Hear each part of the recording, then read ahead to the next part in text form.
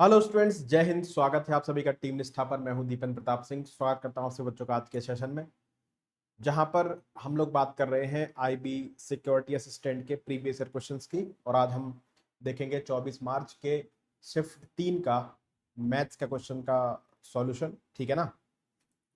तो class start करने से पहले आप सभी को पता है कि भाई ncrtquiz.com ये वेबसाइट है जहां पर आप क्लास 6 से लेकर 12 तक की सभी एनसीईआरटी के चैप्टर वाइज क्विजेज लगा सकते हैं, जो कि आपके जीएस के फाउंडेशन को बहुत हेल्प करेगा। साथ ही साथ आप इस पर सीडीएस, सीएपीएफ, एफकेट, सीजीकेट इन एग्जाम्स के मॉक टेस्ट भी दे पाएंगे। और यहाँ पर आपको फ्री डेमो टेस्ट भी अवेलेबल होगा इन सभी क्विजेस का। ठीक है ना। चलिए शुरुआत करते हैं फटाफट से। पहला सवाल आप सभी के सामने है। x takes twice as much time as y or thrice as much time as z to finish a job. Working together, the trio can finish the job in 2 days. Y alone can do the work in। तो हमें इनके time का ratio दिया है x, y और z के। ठीक है, टाइम का रेशियो हमें दिया गया है कि x takes twice as much time as y और thrice as much time as z। तो अगर z को 1 दिन लगता होगा, ठीक है ना, या इसको 2 मान लेते हैं।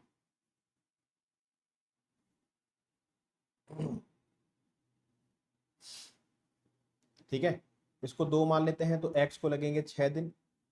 x takes twice as much time as y और y को लगेंगे 3 दिन, है ना। x takes twice as much time as y, तो हमने इसको 6 मान लिया। तो x को दुगना टाइम लगता है y से, तो y का टाइम आधा हो गया, 3 दिन हो गए। और thrice as much time as z, और x का जो टाइम है वो z के टाइम का 3 गुना है, तो हमने सही माना है इसका मतलब। तो अगर ये टाइम का रेशियो है तो इसका उल्टा क्या हो जाएगा, इनकी एफिशिएंसी का रेशियो, यानी 1/6, 1/3 एंड 1/2। अब आप क्या करोगे, 6, 3 और 2 के एलसीएम यानी 6 से सबको मल्टीप्लाई कर दो। तो 1/6 इंटू 6, 1/3 इंटू 6 और 1/2 इंटू 6। तो ये 1 हो जाएगा, ये 2 और ये 3। ये क्या आ गया, इनकी एफिशिएंसी का रेशियो आ गया। आप क्या करेंगे, आप निकालेंगे टोटल वर्क, है ना। तो तीनों मिलकर किसी काम को 2 दिन में करते हैं और तीनों मिलकर 1 दिन में कितना काम करते हैं, 3, 2, 5 और 1, 6। तो टोटल वर्क हो गया, किससे करवाना है, वाई से। टोटल वर्क है 2 इंटू 6 अपॉन वाई की एफिशिएंसी 2 है, तो इसको लग जाएंगे कितने दिन, 6 दिन। ठीक है, आसान सवाल था। ऑप्शन नंबर ए के सवाल का उत्तर हो गया। नेक्स्ट सॉरी, क्वेश्चन नंबर 2 कह रहा है कि ABC have salaries in the ratio 235 in the year 2018। In 2019, they got an increment of 10, 15, and 20% respectively. In 2020, only A got an increment of 20%. What is the ratio of their salary in 2020? तो 2018 में A B C 3 लोग हैं, इनकी salary का ratio 2, 3, 5 दिया है। मैं मान लेता हूं इसकी सैलरी 200, इसकी 300 और इसकी 500। फिर क्या हुआ, 2019 में तीनों की सैलरी बढ़ गई। ए की सैलरी बढ़ी 10%, 200 का 10% 20 हो गया, यानी ए की सैलरी 2019 में 220 हो गई। बी की सैलरी बढ़ी 15%, 300 का 15% 45 हो गया, यानी 345। और जो सी है उसकी सैलरी बढ़ी 20%, तो 500 का 20% 100 हो गया, यानी सी की सैलरी कितनी हो गई, 600 हो गई। अब 2020 में केवल ए की सैलरी बढ़ी है 20%, तो 220 का 20% 44 हो गया ना, 44, यानी इसकी सैलरी 264 हो गई। और इनकी सैलरी सेम है, 345 और 600। ठीक है, अब हमें इन तीनों की सैलरी का रेशियो बताना है 2020 में कितना है। ठीक है ना। तो 3 से कट जाएगा, 3 अट्ठे 24, 3 अट्ठे 24, 3 एकम 3 और 15, 3 दूनी 6, 200। तो ये आ गया तीनों की सैलरी का रेशियो 88, 115, 200। ऑप्शन नंबर 2 इस सवाल का हमारा answer. Question number 3, a joint family has 4 grand parents, 4 parents and 8 cousins. The average age of the grandparents is 74 years, that of the parents is 58 years, and that of the cousins is 22 years. What is the average age of the members of the family? तो देखो 4 grand parents हैं, 4 parents हैं, 8 cousin हैं, यानी उस परिवार में total 8 4 12 4 16 लोग हैं। ठीक है, और जो ग्रैंड पेरेंट्स हैं उनका एवरेज 74 साल है, तो टोटल एज कितनी होगी 4 इंटू 74। ठीक है, पेरेंट्स का जो एवरेज है वो 58 है, पेरेंट्स कितने हैं 4 हैं, तो 4 इंटू 58। ठीक है, and that of the cousins, cousins का एवरेज 22 है, तो 8 कजिन, 8 इंटू 22। ये उस परिवार की टोटल एज हो गई, और टोटल कितने लोग हैं उस परिवार में 16 लोग हैं। एवरेज निकालने के लिए हमने 16 से डिवाइड कर दिया। ठीक है ना, ऊपर 4 नीचे 4, ऊपर नीचे 4 से भाग करो, 4 एकम 4, 4 एकम 4, 4 दूनी 8 और 4 चौक 16। 2 से डिवाइड करो, 2 से कट जाएगा 37 बार, 2 से कट जाएगा 29 बार, ये 2 चला जाएगा और ये 2। ठीक है, अब ये कितना हो गया देखो, 9 और 7 16, 17 18, कैरी 1 3 2 5 2 7 और 1 88/2, यानी एवरेज कितना आ गया 44 ईयर्स। ठीक है ना, 44 ईयर्स हमारे पास सवाल का उत्तर। ठीक है, question number 4, the simple interest on a sum of money is 4/9 of the principal. Find the time if the rate and net time both are numerically equal. तो जो SI है वो 4/9 है, किसका, प्रिंसिपल का। इसका मतलब अगर SI 4 रुपए है तो प्रिंसिपल 9 रुपए होगा। ठीक है, और रेट और टाइम दोनों की न्यूमेरिक वैल्यू क्या है, बराबर है, और निकालना क्या है, टाइम निकालना है। तो इसमें फॉर्मूला ही लगा दो कि SI बराबर प्रिंसिपल इंटू रेट, रेट की जगह टी रख दो क्योंकि टी निकालना है, टाइम की जगह पर भी टी अपॉन 100 है ना। तो टी स्क्वायर बराबर कितना आ जाएगा 400/9, या टी कितना आ जाएगा हमारे पास 20/3।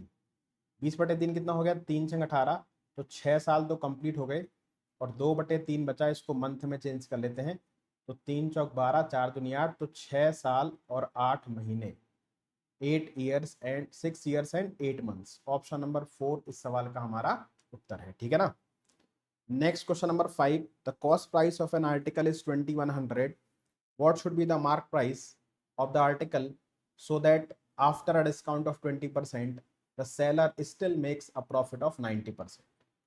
तो हम सिंपल यहाँ पर सीपी और एमपी का रेशियो बना लेंगे, तो सीपी दिया है एमपी पूछा है, तो सीपी क्या होता है 100 में से अगर हम डिस्काउंट परसेंट घटा देते हैं तो हमारे पास सीपी आ जाता है। एमपी क्या होता है, अगर 100 में प्रॉफिट है तो जोड़ दो, लॉस है तो घटा दो। तो यहाँ से डायरेक्ट सीपी एमपी का रेशियो बन जाता है, एसपी की कोई जरूरत नहीं होती है। ठीक है ना, तो डिस्काउंट कितना है 20, तो सीपी कितना हो गया 80, प्रॉफिट कितना है 90, तो एमपी कितना हो गया 190, यानी कि सीपी और एमपी का जो रेशियो है वो 8:19 है।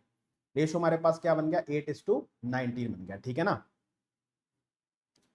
अब 8 की वैल्यू 2100 दे रखी है, सीपी दे रखा है 8 की वैल्यू 2100 है, तो 19 की वैल्यू कितनी आएगी, तो आप बोलोगे 2100 बटे में 8 इंटू 19। ठीक है ना, थोड़ा सॉल्व कर लेते हैं, 4 से काटते हैं, 4 दूनी 8, 4 पंचे 20, 4 दूनी 8, 4 पंचे 20 है ना। 19 पंचे अगर देखोगे तो ना, तो 19 पंचे 9500, 9500 के आसपास आ रहा है आंसर है ना। 9500 से भी ज्यादा होगा, 95 और 3 9800 होगा, 19 दूनी 38 और 95 3 98, यानी 4900 के आसपास आसपास आंसर आना चाहिए। तो ऑप्शन नंबर 4 ही बनता है इस सवाल का उत्तर। आप चाहो तो पूरा मल्टीप्लाई भी कर लो, जरूरत नहीं है। ठीक है ना, पूरा मल्टीप्लाई करने की, ऐसे 19 पंचे 95, कैरी 9 हो गई, फिर 19 दूनी 38 और 9 47, कैरी 4 हो गई, 19 पंचे 95 और 4 99, डिवाइडेड बाई 2, 2 से काटोगे 2 चौको 8, 2 नाम 18। ठीक है, फिर 2 अट्ठे 16, 2 सत्ते 14, 2 पंचे 10। तो एग्जैक्ट पूरा वैल्यू निकालने की जरूरत नहीं है, आप ऑप्शन देखो 3000, 4200, 5000 के आसपास हैं। तो अगर हम देखें तो 19 पंचे 9500, 9500 का भी अगर आधा करोगे ना तो 4700 के आसपास आता है, 47×94, और ये तो 525 है, तो 4700 से ज्यादा आंसर आएगा। एक ही ऑप्शन था तो 4700 से ज्यादा था, तो पूरा सॉल्व करने के लिए टाइम वेस्ट करने की जरूरत नहीं है। ठीक है ना, question number 6, sorry, if 14,000 is invested at 10% per annum for 1 year with compound interest being compounded half yearly, then the amount received by, तो भैया प्रिंसिपल तो आपका 14,000 रुपए है और ब्याज की दर 10% है, लेकिन ये पर एनम है। टाइम 1 साल है, लेकिन जो CI है वो कैसा कैलकुलेट हो रहा है, हाफ ईयर। तो भैया हाफ ईयरली में क्या होगा, रेट ऑफ इंटरेस्ट हो जाएगी आधी 5%, और टाइम हो जाएगा दुगना। 1 साल में कितने बार ब्याज लगेगा, 2 बार। ठीक है ना। तो आप चाहे तो उसमें ट्री बना लेना, या फिर आसान तरीका क्या है, प्रिंसिपल अमाउंट का ही तो चक्कर है। तो 5% 1/20 होता है, तो 20 और 21 है ना, ये प्रिंसिपल होता है और ये इस पर लगने वाला इंटरेस्ट। तो 1 साल में प्रिंसिपल और अमाउंट का जो रेशियो है वो 20-21 है। 2 साल में कितना हो जाएगा, स्क्वायर कर दो इनका, ये 400 और ये 441। ठीक है, अब हमें 400 प्रिंसिपल दिया हुआ था, यानी 400 की वैल्यू दे रखी थी 14,000। तो 441 की वैल्यू कितनी आ जाएगी, 14,000 बटे में 400 इंटू कितना, 441। ठीक है ना, 2 जीरो से 2 जीरो कट जाएंगे, 4 से कट जाएगा 35 बार, और इकाई पर 5 आ रहा है, तो ये 2 ऑप्शन गलत हो गए। ठीक है ना। यार लास्ट के 3 डिजिट देखने पड़ेंगे हमें, चलो कोई बात नहीं, देख लेते हैं। 441 इंटू 35। ठीक है, देख लेते हैं। 5 एकम 5, 5 को 20, 3 एकम 3 है ना, 20 और 3 23, कैरी 2 आ गई। 5 को 20, 4 3 12, 20 12 32 और 2 34। तो लास्ट में 435 आ रहा है, यानी ऑप्शन नंबर 1 इस सवाल का हमारा उत्तर हो जाएगा। ठीक है ना। Next question number 7। A hollow cylindrical pipe has internal and external radius of 14 meter and 21 meter respectively, and its height is 14 meter. If the pipe is to be painted all over, find the area to be painted. तो एक hollow यानी खोखला बेलन है, ठीक है ना, जिसका बाहरी और आंतरिक व्यास हमें दिया है 14 और 21, उसकी ऊंचाई 14 मीटर है। उसको हमें पूरा पेंट करना है, ठीक है ना। तो व्हाट इज द एरिया, कितना एरिया पेंट होगा। तो हॉलो सिलेंडर है हमारे पास, इस तरीके से मान लीजिए ये हॉलो सिलेंडर है। ठीक है।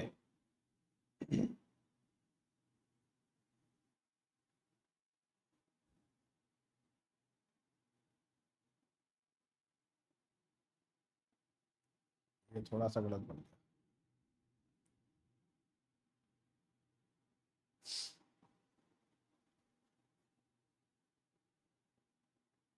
ठीक है, ये है कुछ। अब इसमें जो पेंट होगा वो क्या होगा, ये बाहर वाले सिलेंडर का कर्व सरफेस एरिया, अंदर वाले सिलेंडर का कर्व सरफेस एरिया, प्लस ये वाला एरिया, ये जो डिस्क बन जाती है ना ऊपर की तरफ और नीचे की तरफ, इसका एरिया है ना, ये वाला पार्ट हमारा क्या होगा, पेंट होगा। तो बाहर वाले सिलेंडर का कर्व सरफेस एरिया 2 पाई, मान लो इसकी रेडियस कैपिटल R है, और एच तो सेम ही रहती है, अंदर वाले की भी बाहर वाले की, हाइट तो सेम रहेगी, बस छोटे वाले की, अंदर वाले की रेडियस को स्मॉल r मान लेते हैं हम लोग, और बाहर वाले की रेडियस को कैपिटल R मान लेते हैं ना। तो 2 pi capital R H plus 2 pi small R H, और प्लस क्या हो जाएगा, ये जो डिस्क है या जो इस तरीके से दिख रही है ना, ये कुछ इस तरीके से है ये। ठीक है, तो स्मॉल r कैपिटल R, तो ये जो डिस्क का एरिया है ना, वो क्या हो जाएगा, पाई R square capital R square minus pi small R square. बड़े सर्कल के एरिया में छोटे सर्कल के एरिया घटा दो, और जैसा ऊपर है वैसा ही नीचे है, तो 2 टाइम्स पाई R square minus R square, यानी पूरे में से हम 2 पाई यानी 2 × 22/7 कॉमन ले सकते हैं। इन दोनों में से कैपिटल H भी कॉमन ले सकते हैं, स्मॉल r प्लस R हो जाएगा।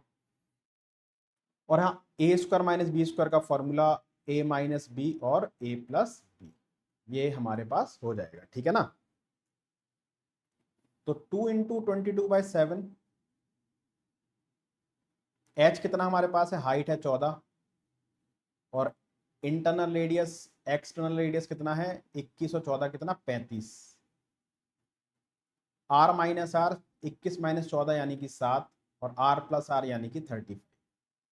तो 35 और कॉमन लिया जा सकता है, 2 × 22/7 इंटू 35 इंटू 35 कॉमन ले लोगे तो क्या बचेगा, 14 और 7 21 बचेगा। 7 पंचे 35, 21 पंचे 105, 22 दूनी 44, 44 पंचे 220, यानी कि अंत में कितना आना है, 20 आना है। तो हमारे पास ऑप्शन क्या होता है, ऑप्शन नंबर 3 होता है, ठीक है ना। तो 44 पंचे 220 होता है, 44 से कम 44 हो तो 46, पूरा भी आप मल्टीप्लाई कर सकते हैं, ठीक है ना। Question number 8, for an item a manufacturer gain 12%, the wholesaler gain 10% and the retailer gain 15%. Find the cost price of the item to the manufacturer if the retailer sells it for 5,667. तो सबसे पहले manufacturer होता है, उसने 12% पर wholesaler को बेचा, wholesaler ने 10% प्रॉफिट पर रिटेलर को बेचा और रिटेलर ने फाइनली उसको 15% पर बेच दिया, ठीक है ना। रिटेलर ने बेचा कितने में, इतने में, तो बताइए कि मैन्युफैक्चरर ने कितने में खरीदा होगा। मान लो कि मैन्युफैक्चरर ने 100 रुपए में खरीदा होगा, उसने 12% के गेन पर यानी 112/100 में किसको बेच दिया, उसने होलसेलर को। होलसेलर का सीपी ये हो गया, इसने बेच दिया 10% के प्रॉफिट पर किसको, रिटेलर को, यानी 110/100। ये रिटेलर ने का सीपी हो गया और रिटेलर ने क्या किया, 15% के प्रॉफिट पर यानी 115/100 में बेच दिया, जिसकी वैल्यू कितनी है, 5,667।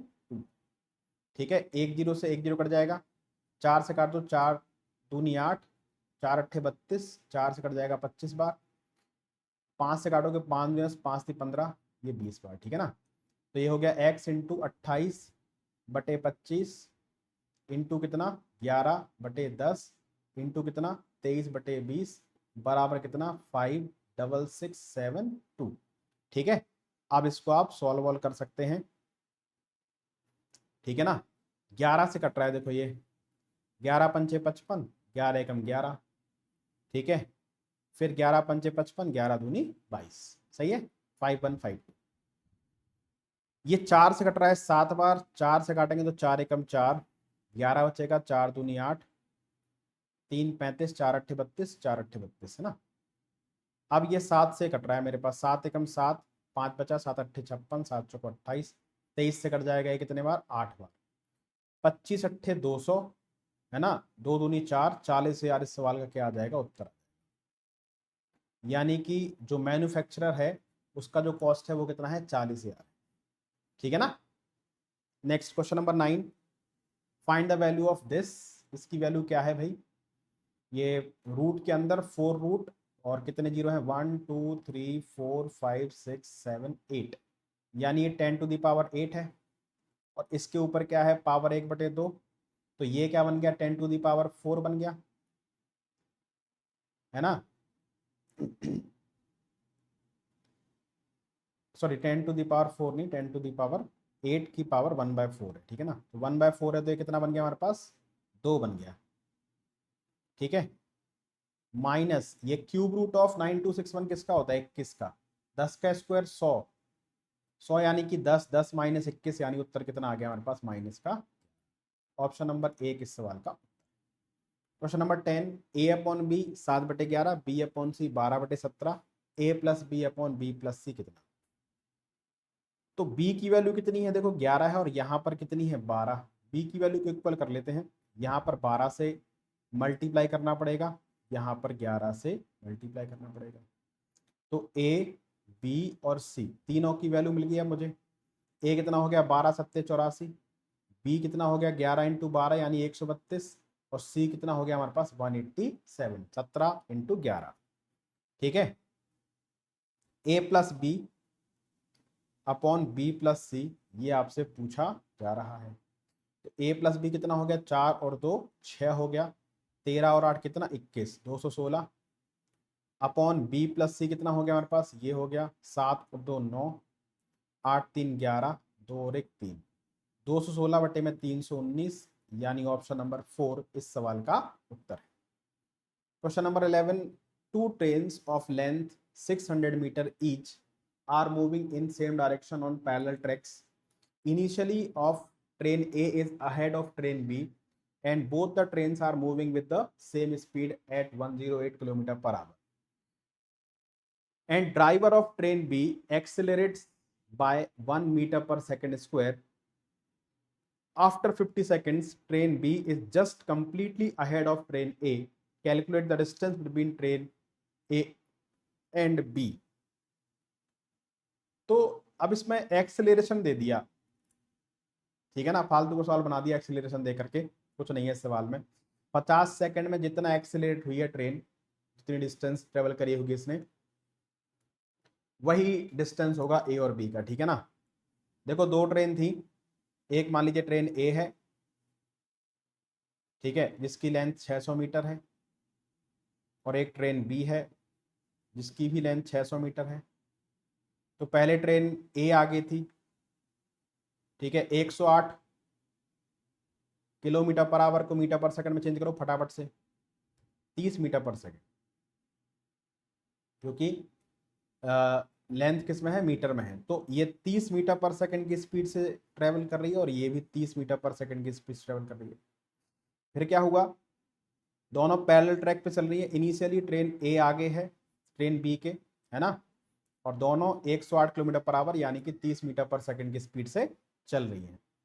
फिर जो ट्रेन है, ड्राइवर है ट्रेन बी का, उसको सिग्नल मिला कि आप आगे बढ़ा लीजिए, तो उसने एक्सीलरेट किया ट्रेन को 1 मीटर पर सेकंड स्क्वायर, ठीक है ना, इतना एक्सीलरेट किया। आफ्टर 50 सेकंड, 50 सेकंड बाद क्या हुआ, train B is just completely ahead of train A. तो 50 सेकंड बाद ऐसा कुछ हुआ कि अब ट्रेन ए और यहां पर ट्रेन बी जस्ट अहेड है ट्रेन ए, ट्रेन बी ट्रेन ए के, है ना, 50 सेकंड। तो भाई 50 सेकंड में ए ने कितनी डिस्टेंस ट्रेवल करी, ए ने तो एक्सीलरेट किया नहीं, वो तो 30 की स्पीड से ही जा रहा था। तो 50 सेकंड में ए ने कितना ट्रेवल किया, 1500 मीटर। और ट्रेन बी ने कितना ट्रेवल किया, बी ने भी 30 की स्पीड से 50 सेकंड में 1500 मीटर ट्रेवल किया होता, लेकिन ड्राइवर ने एक्सेलरेट कर दिया। अब आप सभी जानते हो फिजिक्स से एक नियम होता है, एस बराबर UT plus half A T square, है ना। तो यूटी यूटी तो सेम है, हाफ ए टी स्क्वायर जो है ना, वही डिस्टेंस का डिफरेंस है दोनों में, ठीक है ना। तो हाफ ए यानी कि एक्सेलरेशन और टी यानी कि टाइम, टाइम कितना है 50 सेकंड, 50 सेकंड के लिए उसने एक्सेलरेट कर दिया, ठीक है ना। तो 2 से कट गया ये 25 बार, 25 पंच 125 यानी 1250। तो 1250 मीटर इसने एक्स्ट्रा ट्रेवल कर लिया, यानी इस ट्रेन ने कितना ट्रेवल किया 2750, उसने कितना ट्रेवल किया 1500, तो डिफरेंस कितना आ गया 1250 का। देखो यही अगर आप निकाल लेते ना हाफ ए टी स्क्वायर, तो यही आपका डिफरेंस हो जाता दोनों ट्रेनों के बीच का, 1250 इस सवाल का उत्तर बन जाता, ठीक है ना। लेकिन क्योंकि हम मैथ्स पढ़ रहे हैं तो मैंने मैथ्स लगाने की कोशिश करी है थोड़ी सी, लेकिन हाँ एक्सेलरेशन है तो एक्सेलरेशन का यूज तो करना पड़ेगा, ठीक है। वो मैंने इक्वेशन ही लिखी फिजिक्स वाली, न्यूटन का नियम, एस बराबर U T plus half A T square, जरूरत नहीं थी उसकी, ठीक है ना। केवल हमें ये पता होना चाहिए कि जो डिफरेंस होगा वो एक्सेलरेशन की वजह से ही है, और एक्सेलरेशन की वजह से जो डिफरेंस है वो हाफ ए टी स्क्वायर होता है, ठीक है। ये फालतू का सवाल था। Question number 12, the smallest number greater than 1 by which root 45 should be multiplied so as to get a rational number. कह रहा है कि एक से बड़ा इन चारों में से ऐसा कौन सा नंबर है जिसको रूट 45 से मल्टीप्लाई करें तो हमें एक रैशनल नंबर मिल जाए, यानी कि उसका रूट हट जाए। सबसे छोटा नंबर क्या है इन सब में, रूट 5। तो रूट 45 को हम किससे मल्टीप्लाई करते हैं, रूट 5 से। अगर सर्ड सेम होती है तो मल्टीप्लाई हो जाता है, 45 पंचे 225, 225 किसका वर्गमूल होता है 15 का, यानी कि स्क्वायर रूट हट गया। और यही इन चारों में सबसे छोटा नंबर था, जो कि एक से बड़ा है, क्योंकि रूट 5 की वैल्यू 2.24 के आसपास होती है, ठीक है ना। बाकी सारे नंबर रूट 5 से बड़े हैं, ठीक है ना। ये 2 रूट 5 है, ये 4 रूट 5 है, ये 3 रूट 5 है, 9 पंचे 45, तो 9 बाहर आ जाएगा, इसलिए सबसे छोटा नंबर बताना था हमें, तो आंसर आ गया option number 3। Question number 13, I spend 20% of my salary on rent, 20% of my salary on transport, 40% of the remaining salary on groceries and save the remaining amount which is 16,500, what is my salary. तो मेरी जो भी salary थी उसका 25% मैंने rent पर खर्च किया, 20% हमने ट्रांसपोर्ट पर खर्च किया, और 40% जो रिमेनिंग बचा था उसका मैंने ग्रोसरीज पर खर्च कर दिया। रिमेनिंग मेरी सेविंग है, सेविंग कितनी है 16,500 है। व्हाट इज माई सैलरी, मान लो भाई आपकी सैलरी 100 रुपए थी, तो 100 में से 25 और 20 45%, यानी आपने 45 रुपए खर्च कर दिए रेंट और ट्रांसपोर्ट पर। अब कितना बचा आपके पास 55%, यानी 55 रुपए बचे।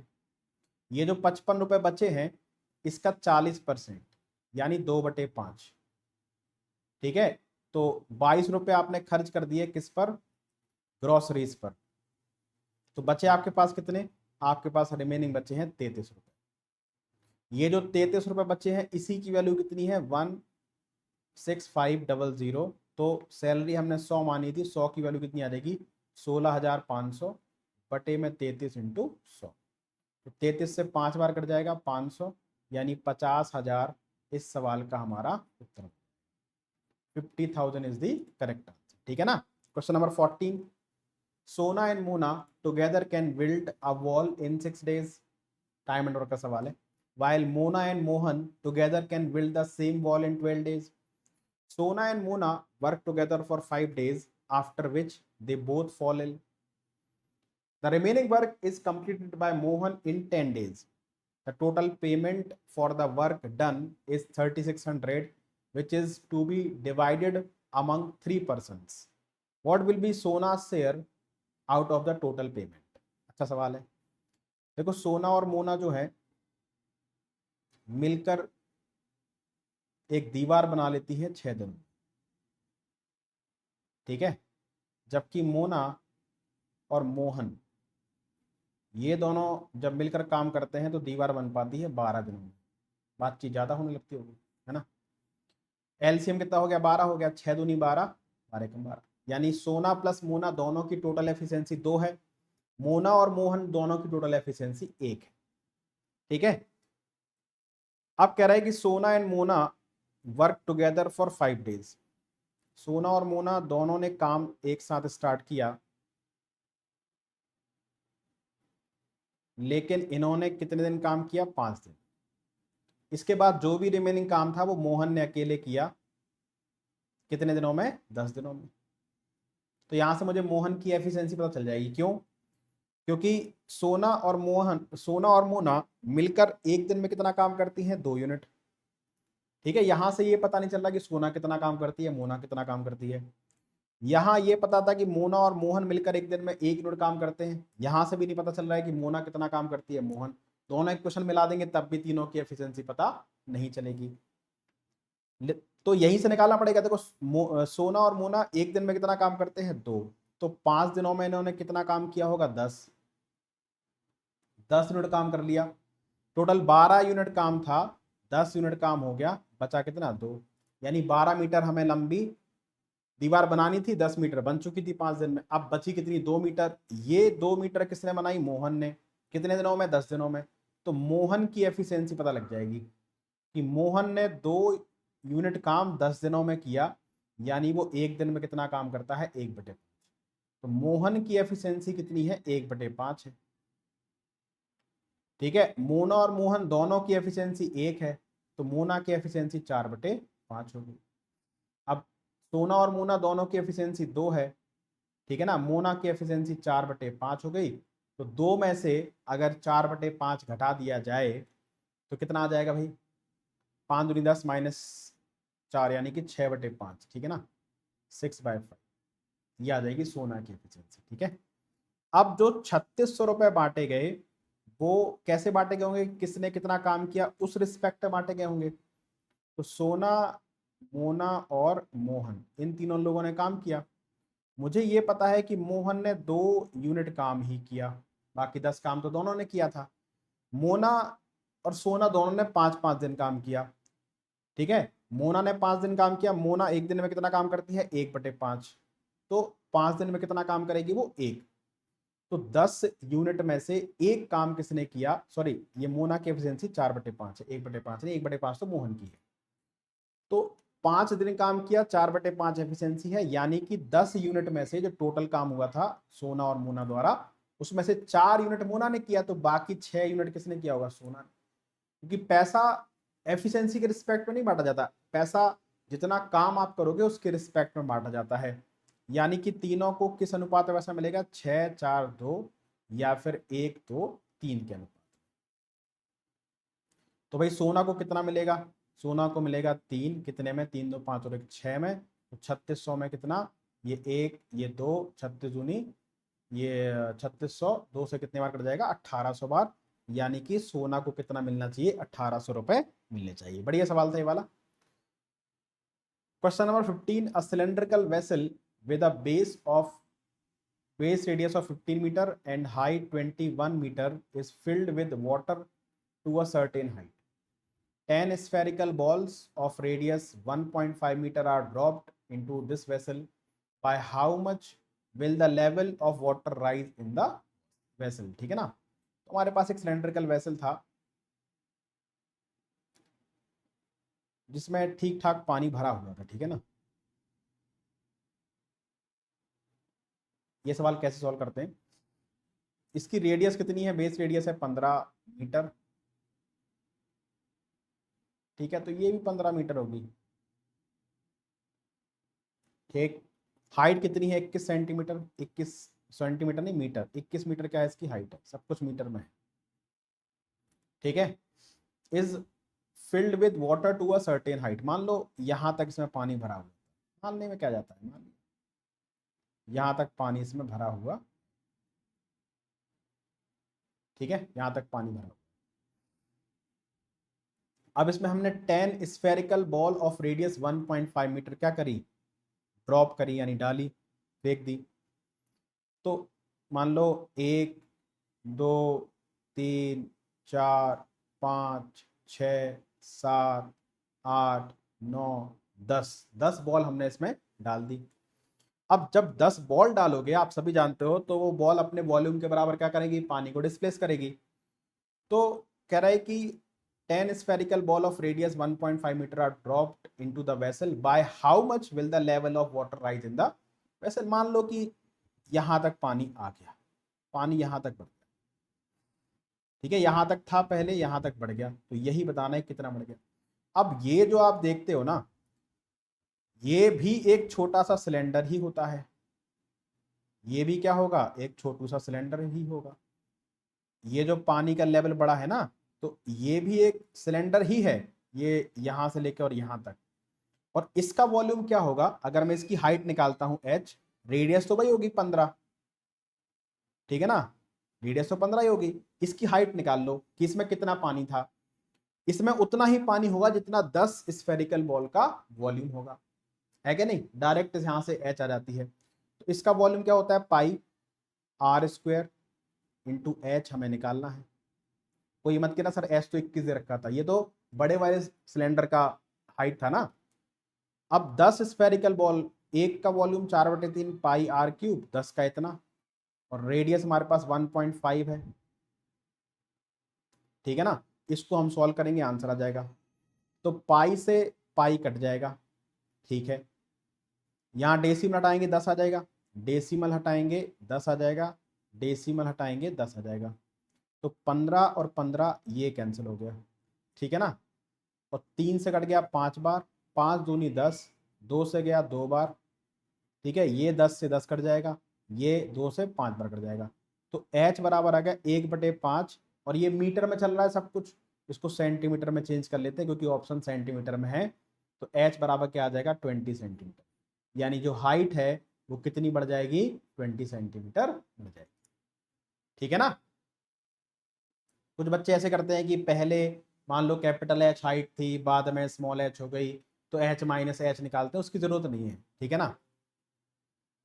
Next question number 16, the value of this, इसकी वैल्यू पता करनी है। तो सबसे पहले ये पता करना पड़ेगा कि ये किसका स्क्वायर रूट लिखा है।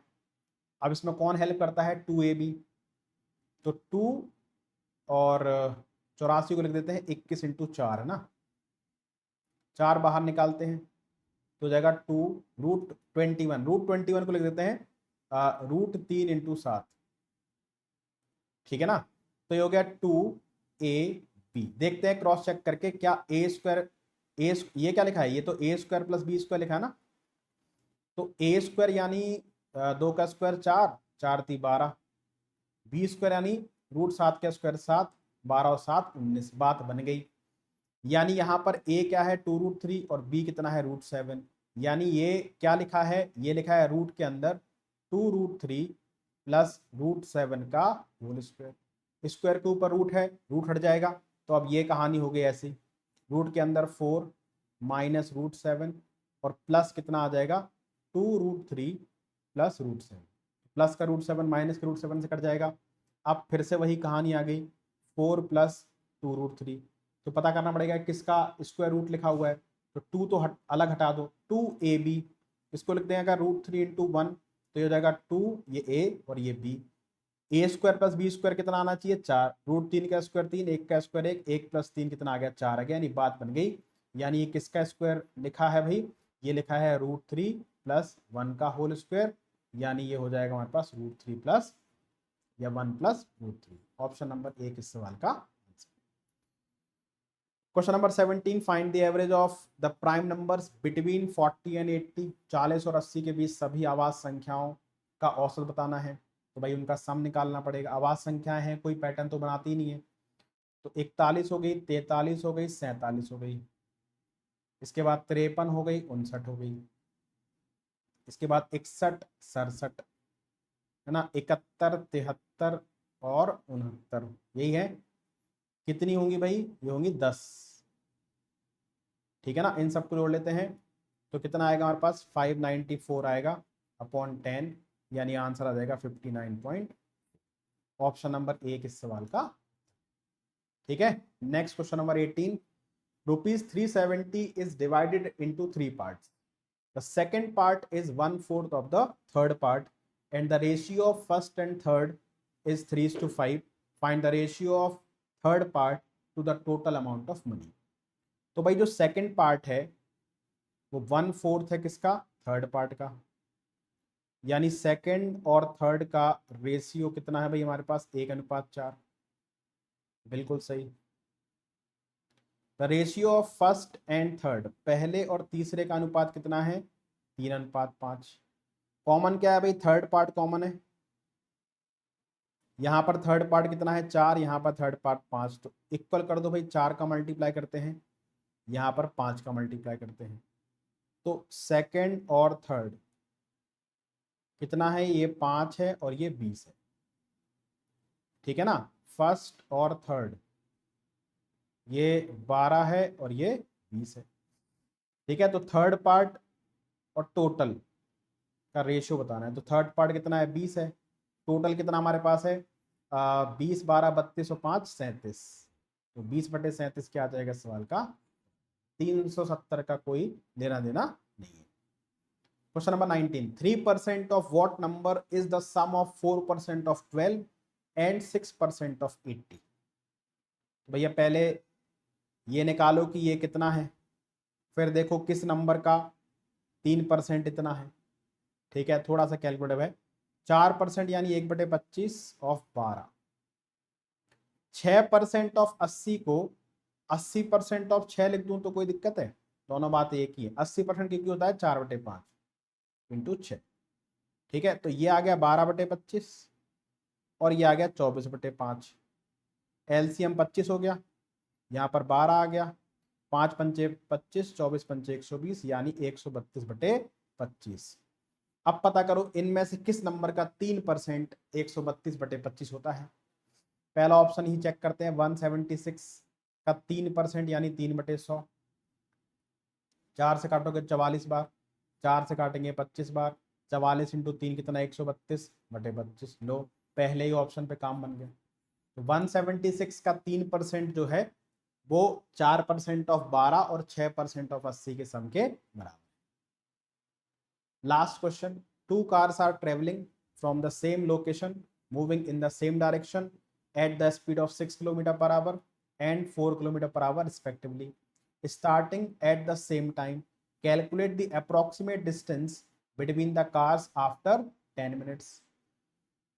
तो भाई दोनों सेम डायरेक्शन में चल रही है, एक चल रही है 6 km/h की स्पीड से, एक चल रही है 4 km/h की स्पीड से। ठीक है, तो दोनों में 10 मिनट के बीच क्या डिस्टेंस होगा, distance is equal to speed. Speed क्या हो जाएगी, रिलेटिव स्पीड, है ना। सेम डायरेक्शन में चलें तो स्पीड क्या हो जाएगी, घट जाएगी। इसको मीटर पर सेकंड में चेंज कर दो, 5 मिनट 18, और टाइम कितना है 10 मिनट्स, इसको सेकंड्स में चेंज कर दो। तो इतनी डिस्टेंस होगी 10 मिनट के बाद दोनों ट्रेनों के बीच में। ठीक है, 2 से कट जाएगा 9 बार, 3 से 3 बार, 3 से 20 बार, 20×5 = 100, यानी 1000 बटे में 3, यानी 333.3 मीटर अप्रोक्सीमेट जो है वो इन दोनों के बीच की डिस्टेंस होगी 10 मिनट के बाद। ठीक है ना। तो ये थे 20 क्वेश्चन आपके 23 मार्च के शिफ्ट 3 के। ठीक है ना। बाकी मिलते हैं नेक्स्ट क्लास में। अगर आप चैनल पर नए हो सब्सक्राइब कर लो। अगर आप हमारे टेलीग्राम ग्रुप से नहीं जुड़े हो तो टीम निष्ठा टेलीग्राम ग्रुप सर्च कीजिए, वहाँ पर आप जुड़ सकते हो। मिलते हैं नेक्स्ट क्लास में। Till then take care, bye, Jai Hind and Vande Mataram.